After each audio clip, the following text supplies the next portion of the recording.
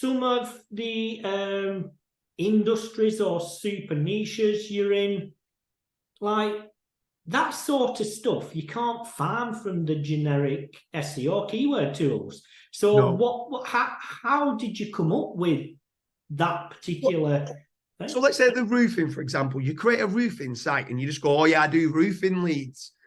But then when they start digging deeper into it, you start realizing that, like, it's like someone says to you, you do SEO, but actually if you open the book of what SEO is, there's a million different things within SEO of what you can do. Like, well, what do you mean? Do you build websites? Do you do the silo structure? Do you do do you write the content? Do you do the links? So like, when you uncover something, when I just thought roofing was roofing, and then you start to uncover it and you're like, wow, there's so many different elements. And like a good example was one where we had a plumber, right? And he was paying us about, I think it was about £800 a month or something like that. It might have been £500 a month.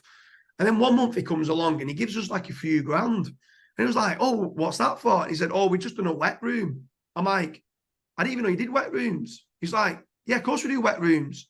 He says, wet rooms are way better than shower rooms. So I was like, why? He says, because generally speaking, a shower room is what you have in a house. A wet room is what commercial like gyms and stuff have. And gyms and commercial properties are willing to pay more money. So I was like, you've never told me this before. And his response was, you've never asked. I'm like, I've asked for all the keywords. He went, yeah, I didn't think about wet rooms. I'm like, you just told me it's a really profitable product.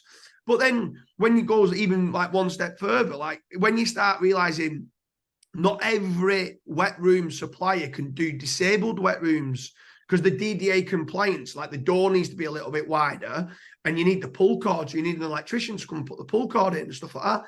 So then when you can start going down the route of plumber to like wet rooms to being disabled wet rooms, you're going really micro niche, but there's good money there.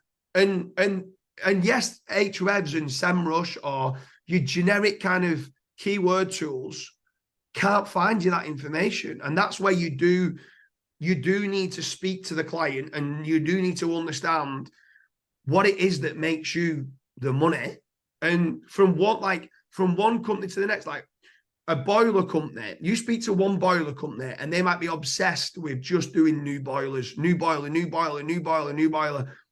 But actually, this company over here might make more profit by just repairing and servicing existing boilers. And it's knowing how their business model is set up to see what works better. Is it replacing a new boilers, or is it repairs and servicing? Now, obviously, both could make money, but one's normally set up to do one and one's normally set up to do the other. Because these are driven to be like, we charge a lot because we might do 24/7 call outs. So you've got to have staff that's on call at 2 o'clock in the morning, that if a boiler's broken, someone wants to ring them, they're going to send engineers out. So yes, you're right in what you're saying. Like the traditional keyword research can't be done for stuff like this. You've just got to be savvy and good at business and understanding what elements is it that they make the money on.